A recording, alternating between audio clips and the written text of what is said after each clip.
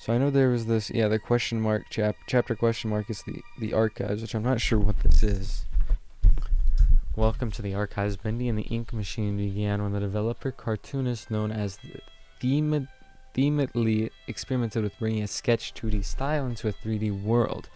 After turning the idea into a horror game, Chapter 1 of the game was created in a little under a week with programmer friend Mike Mood and released on February 10th in 2017.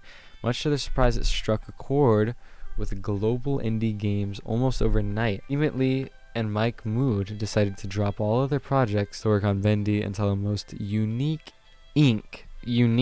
story. The entire game was completed a chapter at a time in a year and a half by a small but dedicated group of indie developers.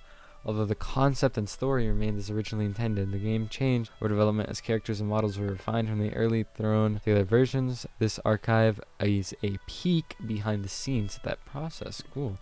That is a weird chair. Oh, it's a bench. Concept Bendy. This is the first version of Bendy ever modeled. In the earliest concepts, Bendy was much smaller and cuter, with a face that split open to reveal a terrifying mouth. It's actually a really cool design. I like that as well, but didn't see anything of him. Alpha Bendy. This is the original game used design of Ink Bendy from the earliest version of Chapter 1. It is referred jokingly to as bird poop with a smile among the development team. Beta Bendy. This was Ink Bendy's form until the release of Chapter 4. At that time, the game received a major visual upgrade, and the title character got a new model as well. Yeah, he went from eating good to not eating at all. Ink Bendy as we know him today. Although similar to Beta Bendy, this upgraded version was remodeled, enhanced with a higher polygon count, and given new ink effects. The spine sticking out is crazy. Beast Bendy. Ink Bendy's horrific final form in Chapter 5 pulled away the cartoon facade and revealed the demon within. Insane. Love the spikes on the elbow. The Beta Searcher. Early in development, with just a few weeks to create Chapter 2, the Beta Searchers were designed in record time before being fully retooled later on. They were the first fighting enemies encountered in the game. The Final Searcher. Final Searchers were far more robust in appearance. They were smoother with better ink effects and a more human appearance. Whose mouth is huge. Beta Sammy. What happened to that guy? This guy turned into this guy? You tell him that? With his first appearance in Chapter 2, fan favorite Sammy Lawrence became a terrifyingly entertaining character. When his slim build was deemed not threatening enough, he was redesigned and given a better skeletal rig for more advanced animation. Final Sammy. Sammy Lawrence's final form came complete with a bulked up stature and more powerful limbs. The mad songwriter may finally get noticed now, at least by fans. And this little guy, Evil Alice Angel, Survivor Alice Angel. So there's Tom. Beta Boris. Papa was the original name of the character that eventually became Boris the Wolf. This early version was released with Chapter 1. He was quickly refined into the Boris we know today with the release of Chapter 2. Boris the Wolf, a friend to the end, was designed using various references from cartoons of the 1920s, a blend of West Coast and East Coast animation styles. The silent and supportive wolf won over the hearts of many, although at times he was a headache for the development team due to his AI taking on a mind of his own. Love this guy. Brute Boris. So that's his heart.